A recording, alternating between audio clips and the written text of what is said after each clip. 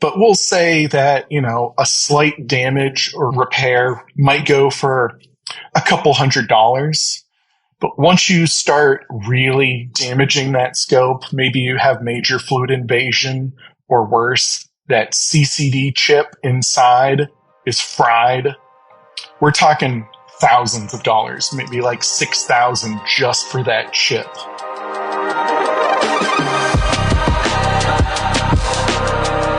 Rising above the buzz of ultrasonic cleaners and the clanking of stainless steel are the ideas and voices that are changing an industry.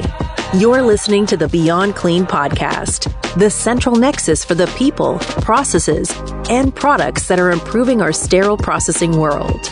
Each week, we speak with frontline technicians, CEOs, engineers, and entrepreneurs with a common goal to help you fight dirty every instrument, every time. Whether you are tuning in for education or inspiration, we're glad you did. Now turn on those washers and turn up the volume. It's time to go Beyond Clean.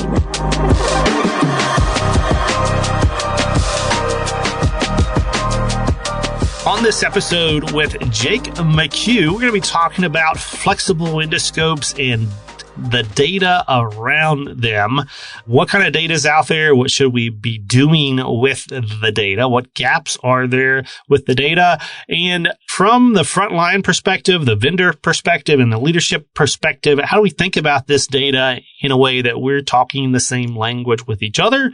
And we're making smart decisions out of that data that's being put in front of us. So, Bobby, it sounds like it's going to be a good conversation today. I think so. Those flexible scopes are so important and so complex, and not every sterile processing department does them. But I'll tell you, for the ones that do, it seems like the flexible scope half of the business is the one that's still being done on the paper log and is lacking in the data world. And that should not be so. And so I'm looking forward to hearing what Jake has to say about it. All right. Well, stay tuned. We'll be right back to have this flexible scope conversation with Jake McHugh.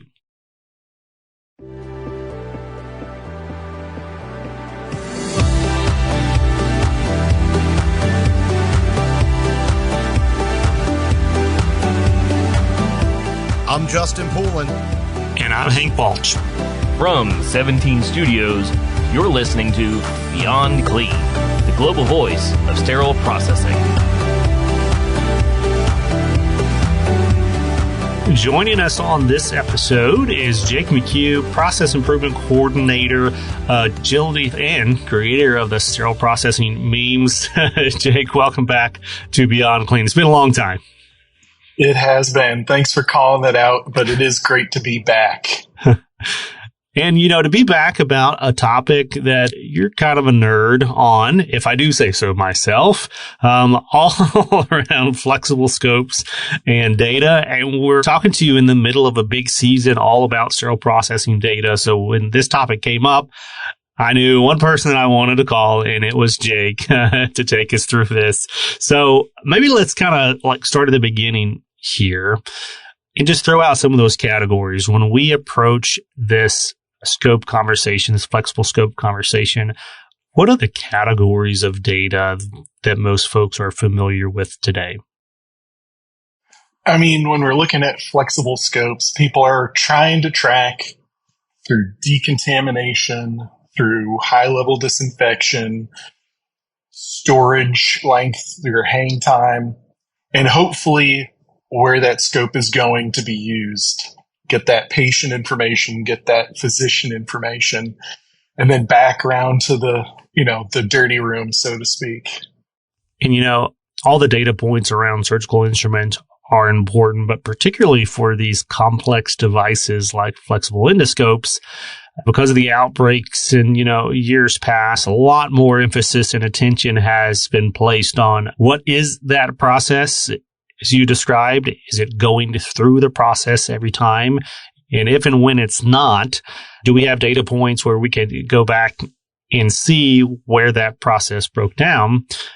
But outside of that, there's obviously other data points around what happens when we have an issue with the scope itself, when there's some type of damage and it needs to be addressed or repaired. So in the repair conversation and categories, what kind of data points are involved in that discussion?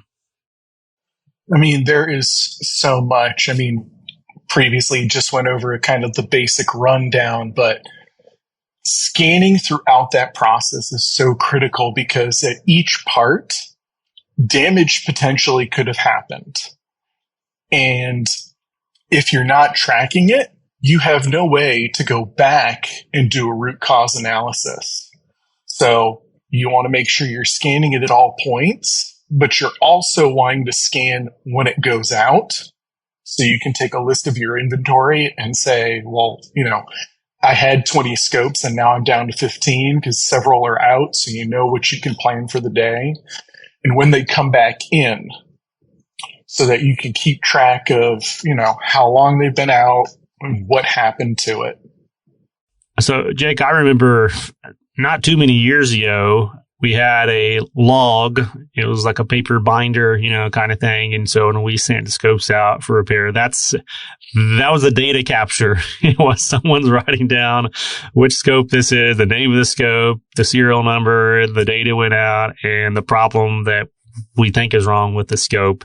And then hopefully maybe some kind of date on when to expect it back. But, to your point, things have changed now with technology and we're able to capture a lot more of those kinds of data points. So what is the landscape, today in 2023, specific around this repair conversation? What kind of data-driven maintenance and just decision-making are we able to do now because we just have more data? I mean, technology now is so much further than when we had those paper binders. And I remember that. And then you'd look back, try and figure out the serial number that somebody scribbled down. But we have the tracking systems now, which are great because hopefully you're scanning it out for repair when you send it out. You can log information into that about what you assume is the problem, or at least what flagged it. And then, if you're not able to scan it immediately when it returns, when it gets back to decontam for that reprocessing after repair, it gets scanned there. So you at least have when that window gets closed. Depending on your tracking system and what your hospital has set up, you might be able to add in that information on what was the problem when it was repaired and how much did it cost, and any other information that might be pertinent your hospital wants to kind of keep track. But again, logging that's so great because after a while you start to build up that data and you can start to watch for trends, which, that's what my hands are in a lot of, is data points, trends, your most common repairs, and then trying to use that to educate and possibly do a root cause analysis to see where that scope's been coming from and if there are repeatable happenings in that line. Yeah. So, Jake, knowing that this is your kind of wheelhouse, tell us a little bit more about that. What are some of those common issues in flexible scope repair, and how does having a robust set of data-driven maintenance help with maybe reducing or preventing those repairs? So normally when you're, inspecting that data, you're going to see a lot of people sending things out for leaks, that air's passing through and you're doing that leak test, which you should be doing every single time you're reprocessing because it's easy. It's happening every single time through that process. And they send it out. And when it gets to the repair company, they might be finding a few more things. And those few things are usually angulation issues because those wires are getting stretched. And sterile processing or endoscope reprocessing techs may not always see that. Another one is damage to the distal tip and usually buckling on the insertion tube where it's kind of ribbling up. As you're collecting that data, and you're able to see those repeated ones like insertion tube buckling or distal tip damage outside of that kind of generic, failed leak test. You can start using that information to educate your techs on not only how to potentially identify it, so you catch it early, send it out for repair so that lessens the cost, but also letting the procedure room techs know, the physicians know, and even the reprocessing techs know, because anybody could have had a hand in accidentally causing this damage, but we can educate to hopefully prevent it. And that's the main goal. You want to prevent that damage. Now, saying all of that, these scopes are used. They're used a lot. And some of these things do get worn out over time. So you kind of have to, set your sights on what is excessive damage or what might be caused by an accident or mishandling, and what might be a case for wear and tear on these scopes. And an easy way to tell that is how many times those scopes are going out for repair, or is it, once every so often? Yeah. So, Jake, I imagine in your role in the company and also just your colleagues working in the endoscope repair business, you probably have certain clients that you start to see those trends and it becomes painfully apparent of like what the issues are at that hospital. And you mentioned like prevention is the goal, but you also mentioned maybe reducing cost as well. How does having that data, that trending, a good process of scanning at the hospital help reduce the cost of repair for hospitals? Well, if we're able to identify those trends, especially if you're looking into those, incidental repairs, the damaged distal tips, or maybe it's an internal puncture of the biopsy. If we're able to identify those and educate the people involved, we can hopefully try to get them to change their ways so that you're not seeing those damages happen on a regular basis. And, a very, very harsh thing to happen to a scope, especially when it's punctured, whether that's internally, externally, and people aren't paying attention, you can start to see fluid invasion. Because while you're washing the scope, fluid can easily get inside if there's any kind of a leak. And once that fluid gets in there, it's not just one little point of damage. It becomes excessive as it travels from one end of the scope to potentially the other. I think one of my favorite examples of this data-driven conversation, Jake, as it relates to scopes, is you can tell when the new residents are coming into the hospital because you see the spike in scope damage in the data. And, that's an extreme example, right?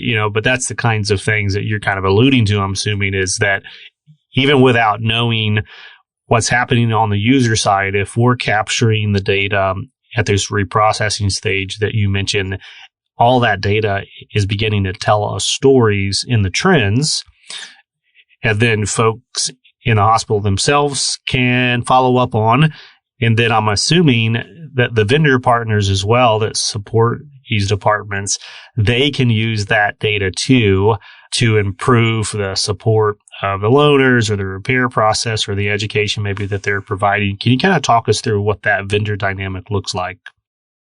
Absolutely. So, any good vendor who's worth their salt should be helping those processing departments with what's going on in their repairs. So if the vendor might be noticing a trend more so than the user or the hospital, they should be coming in and alerting, educating, and trying to share that information with as many people as possible. They should also be able to get you that information in a file form so that you can see it. They're not just wandering in down the halls and saying, hey, you got a bunch of leaky scopes, you got a bunch of damaged insertion tubes.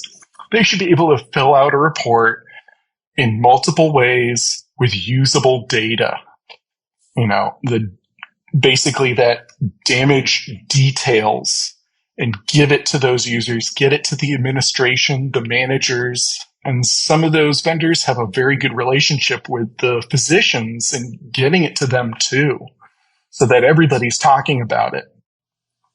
Jake, I was listening to a presentation that Mike Matthews from Agiliti gave on the same topic, and Mike, in his usual snarky self, had a slide in the presentation that said the complex filing systems that various hospitals have for their vendor repair reports. And it was 3 different hospitals and 3 different pictures of styles of trash cans. It just routinely sees that these reports just go straight into the trash after they get the scope back in, because they just want the scope back in service and make sure that it's working. What do you think that departments are missing out on if their filing system for these pieces of data coming back from their vendor are just going right into the trash? Well, I mean, it's easy. It's a one-stop shop. You don't have to worry about where you're going to put it because it's right next to you there on the floor. That's right. But if, and it can be very difficult to keep all that physical paper. So it should be sent to you electronically for one thing. And you can easily, instead of drag and drop into your recycle bin next to your desk, you should be able to drag and drop it into a folder on your email. Or better yet, your vendors should be able to give you quarterly, semi-annual, or annual reports on how that repair is going. Has it been ticking up? Has it been ticking down? What trends are they seeing in the damage? And along with that, what are your loaner, availabilities? Have you asked for more loaners from them? Or is it starting to slow down? How can they help you by using that data? So, Jake, in the field, have you ever come across a department or a system that has named their scopes in the way that, sometimes you see people name their washers or name their autoclaves or name their robots? Have you ever encountered that, someone naming their scopes? Unfortunately, I haven't heard anybody name their scopes, but I have heard a couple of physicians who have a very easy term where it's, I don't want that one. Yeah, okay. Usually it's down to a specific serial number that they always want and another one that they absolutely never want to have, even if it's the same scope. Okay. They have bad luck with a certain number, I guess. Well, yeah, so that's kind of getting to some of my point is that if we had individual names for these scopes and we treated them, more as individuals and less as just an interchangeable commodity, that every scope is the same, even in its life cycle. You mentioned, if it's a scope that's maybe a little bit more toward the end of life, it's, a lot more cycles on it, and maybe a new scope, same model, same manufacturer and everything. That could potentially have a difference. But actually, where I was going with this is your comment earlier about, hey, you might have sent this scope in because it failed the leak test, but once it gets to the manufacturer, to the repair, they're like, yeah, but there's also the distal tip, there's the angulation, there's all these kind of things. And it kind of made me think about when you go to the doctor and you think maybe you got a cold or something, and the doctor's like, there's something else here that's questionable. We may need to get some x-rays and do some blood tests because I'm not exactly sure that's the only thing that's wrong with you here. It's a different experience than what you may expect from sending in a scope. You may say, hey, it's got a leak. I need you to fix the leak and send it back. And then we get the scope back or we get the repair bill back. And they're like, hold on a second. You spent a little bit more than what I was expecting to fix this scope. But we're treating it as if we know on the user side exactly what's wrong with it. And we don't really have that access to that data. Oh, yeah. I mean, you see a lot of scopes that go out for repair just for, one big thing, like the lights are going out, or again, that leak test. And when they come back, there's an angulation tweak. They had to redo the insertion tube and light guide tube coating because there's scratches all up and down it. They took care of the light source, and maybe they had to reseal those glues at the bending rubber and on the distal tip, scratches on the control body handle. All of this stuff happens with that care and handling and being worn out over time. So it is important for everybody to get that information and try to be better technicians, users, handling these scopes because they're delicate. I know, Jake, you're also a fan of new technologies and kind of the trends out there in the various tools that help us to do our jobs. Obviously, there's a lot of cool stuff coming to the market these days, artificial intelligence, machine learning, virtual reality. What impact do these kinds of things or potential impact do you see them having on this question around scope repair in the data? I mean, you're right. There's a lot of cool technologies. There's a lot of different, lighted magnification coming out, microscopes. I don't know if you went to HSPA and saw the borescope with artificial intelligence. So as you're using it, it was kind of seeing all the damage inside that scope that the technician didn't really have to think twice about. It showed it to them and lit it up. All that's going to be huge coming forward and getting bigger, especially as those groups collect more data. I have heard of some other groups that are trying to use virtual reality and augmented reality for training. I can't wait to see the next 5 years coming out. But on that note, that also you see flexible scopes coming out with more technology built into them, different connectors, different light sources. More things can get damaged, more things to inspect, and usually more expensive at the other end. Right. So with all these things coming out, we really need to read our IFUs and work with our repair vendors to make sure that, what could we be doing better? Have them come in, because if they can't just give an in-service, they should also be able to do, a process audit, come in, help you get the tools you need. Jake, in your experience, we talked a little bit about what departments have to lose if they just ignore the data and file them right into the trash can, and some of the benefits that they might have if they were to successfully implement it. You talked about preventing repairs and reducing costs, but have you seen any examples of that out in the field of departments that could have and should have been helped by implementing some data? Or maybe a more helpful question would be the other end of it. You seen any departments that are getting this right? Like, what are some of those things that they're doing that would be easy to implement and really start making the difference out in the field for some of our listeners? I have seen some departments that are doing a better job than they were in the past. I've seen one where they got an array of borescopes. So every scope is getting checked inside every time. It takes a while, but it doesn't take as long as it would be if you were just churning through these repairs, because those scopes are going out.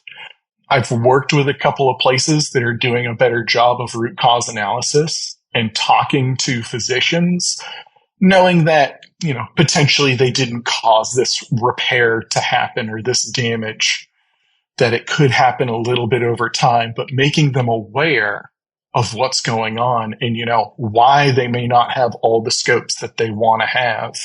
Because if all your scopes are going out for repair, it's very difficult to keep things moving, and it only increases that damage because you're trying to push those other scopes left behind faster and faster. Yeah, that's one of the most stressful experiences as a department leader, or even as a frontline technician who's got to answer those calls and deal with the physicians who want their scope that was damaged maybe yesterday. They want it back today. And we're like, well, doc, it's just not going to get back today, for these various reasons. And then on the other side of it, I guess on the financial side that we kind of alluded to, in using data to drive down the cost of repairs, that kind of assumes, hey, these repairs can add up. And I'm just kind of curious, I know there's going to be some folks, especially maybe frontliners, who maybe have never really calculated the cost of these things, but maybe from your time back as a clinician, what kind of scope of dollars are we talking about? Average size facility, they're treating their scopes on average, not the best, not the worst, but how many dollars are we talking about just on repairing these babies? Well, that can kind of, increase and decrease a lot depending on what type of scopes are going out and the frequency, your contracts. But we'll say that, a slight damage or repair might go for a couple $100. But once you start really damaging that scope, maybe you have major fluid invasion or worse, that CCD chip inside is fried. We're talking thousands of dollars, maybe like 6,000 just for that chip. And so, you add 6,000 here, you have an angulation repair, you have an insertion tube that needs to be refinished. It can add up a lot. And if you've sent out, say, 20 scopes in a month, just imagine the cost that could be going into other things.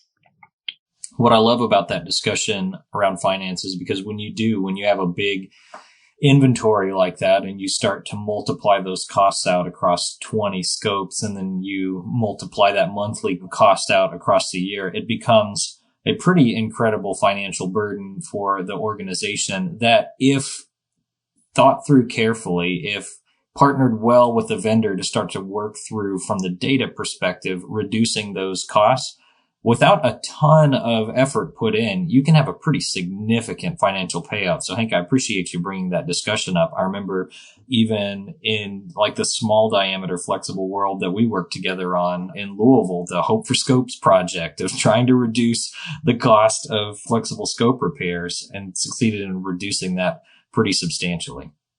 Yeah, the sheer amount of dollars that Jake alluded to. And this kind of, goes back to some of those solutions, right? Like we're talking about using data to make better decisions.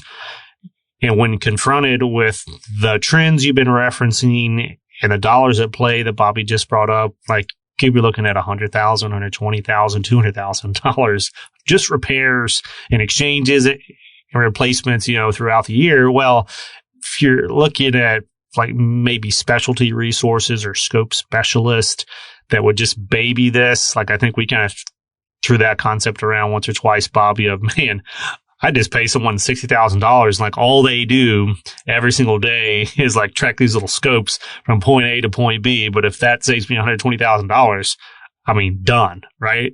Is there anybody out there, Jake, doing anything like that? There are hospitals out there that are doing that have hired somebody to kind of audit their processes or keep track of their scope inventory, keep track of those repairs, and then send the reports out to the people that need to know.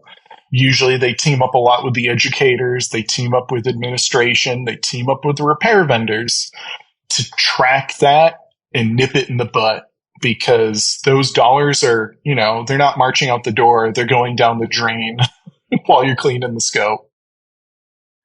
Yeah, it's a cool time to be in the industry though, because there's more and more solution, like, simple solutions sometimes of just, if you're containerizing your scopes, a better container, if you're processing your scopes in your sinks.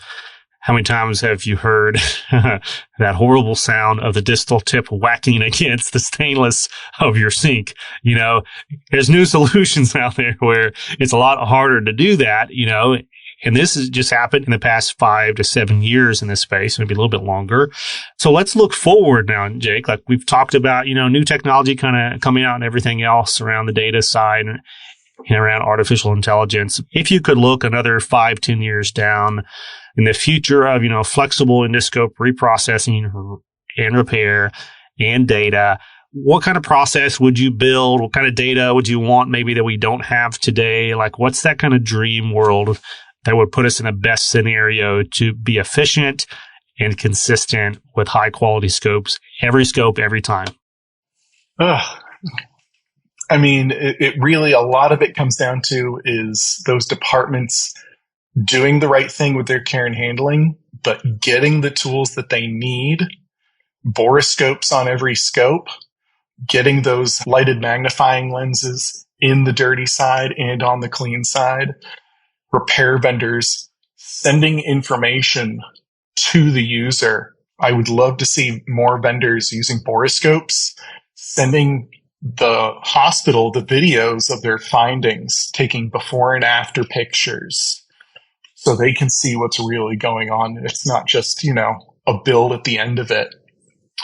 But again, getting all that data together, working with the repair vendors and sharing with everybody, trying to find the trends, doing those root cause analyses, and stopping the problem where it's starting is going to be the biggest thing. And whatever tools we need to get there, we need to be able to purchase them. it's going to be huge when your hospital is regaining that, $100,000 over half a year because you've just been able to stop the damage from happening or at least reduce it. All right, Jake. So by your own admission, these devices are complex. They're getting more complex. There's a lot of gaps in the data out there, and we're really entrusting all of that to our frontline technicians who are at the sink with the scope. And so for our listeners out there, what are your thoughts on how hospitals, administrators, and department leaders can get their frontline technicians really invested and immersed in this discussion around data and protecting our scopes? Well, some of these departments they have all this data.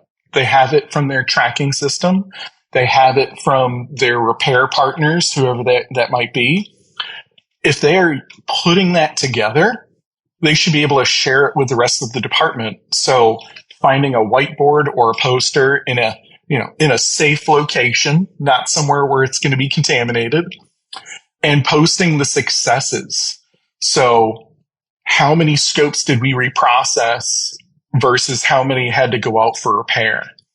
How many or what kind of trends are we finding with that damage so that they're reminded on a regular basis? But what would be really great is to have these departments have their technicians celebrated.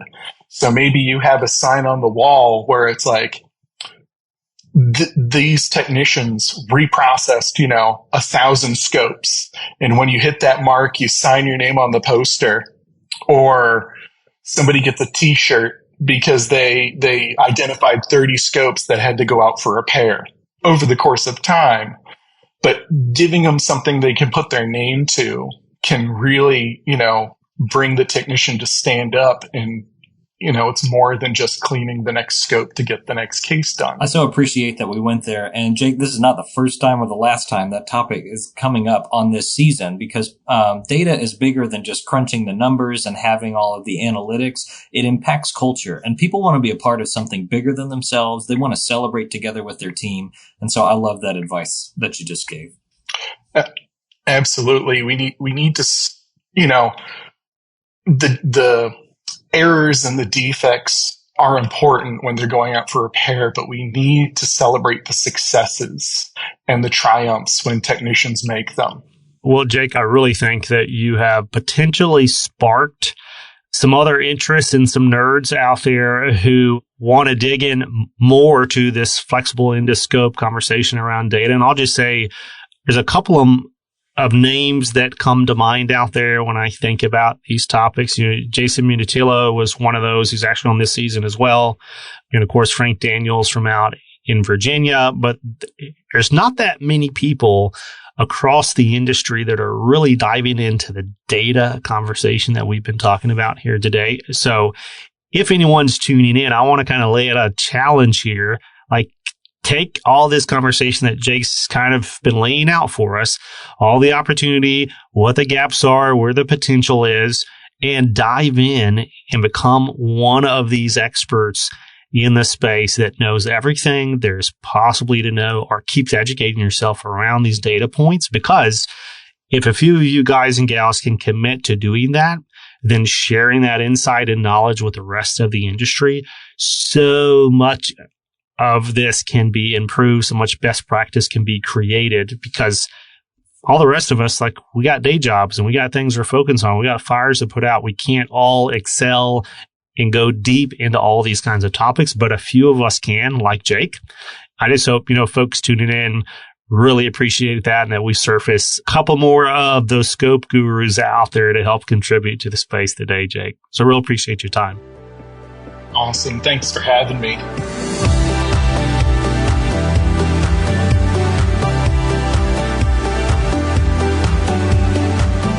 And that was Jake McHugh, Process Improvement Coordinator at Agiliti. And Bobby, great conversation today on a topic that, I think a lot of folks are aware there's data that's involved in flexible endoscopes. Obviously, we're aware of a lot of the tracking and the accreditation requirements, but there's a lot more data to be had, number one.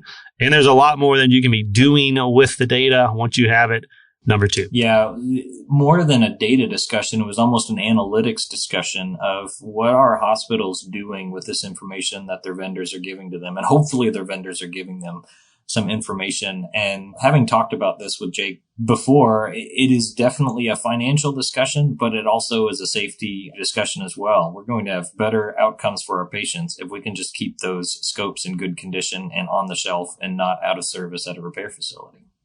Yeah, one of the biggest takeaways for me actually was toward the very end when we talked about, hey, let's use this data to recognize our staff on a job well done, like, meeting those milestones, and even talking about that kind of quality denominator of, hey, we process 1,000 scopes and we only damage, 1 or 2 of them. I don't know what those numbers would be, right? But that's such a great goal.